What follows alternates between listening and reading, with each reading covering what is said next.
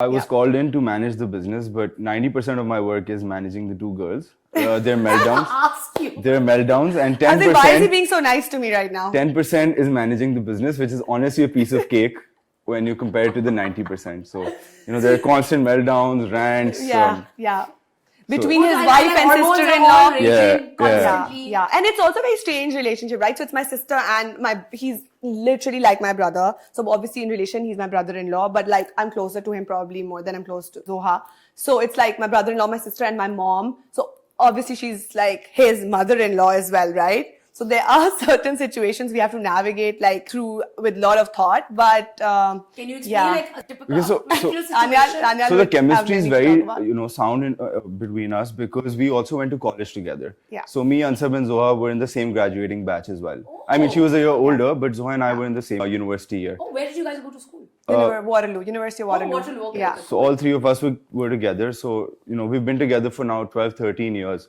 And Zoha and I ended up getting married. So she has to be nice to me. Yeah. Tell me what a typical day at the office looks like, because itna khandan ikkathe hai. So how do you break between work and family time? It starts with Ansab barging in, angry as usual. It must be Jahangir, her husband, the kids, the maid, or just something about work. So literally it starts with that.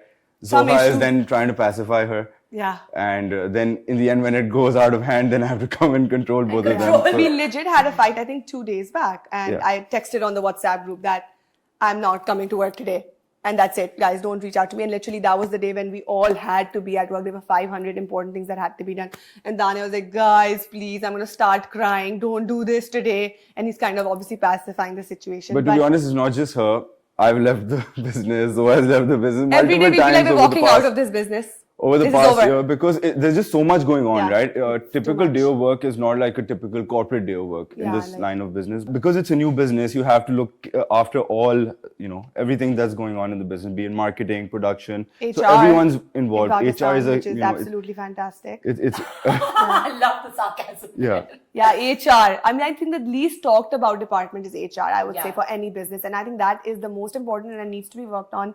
And in our country, it's so challenging. Handling the team. I feel like the people don't invest in HR. They don't. Because they will, you're always trying to, like, rather than building the people that you already have in the company to kind of take on bigger roles, you're kind of bringing more people up there. So people keep leaving. They don't take more ownership of the brand. But also there's a lot of poaching going on, It's like so much stuff like that you have to combat on a daily basis that, it's just mentally exhausting. No. Coaching to hoegi. I mean, like that's, whoever's better, you'll want the best in your team. But I feel like cultivation is a very big thing. To retain an employee is an art.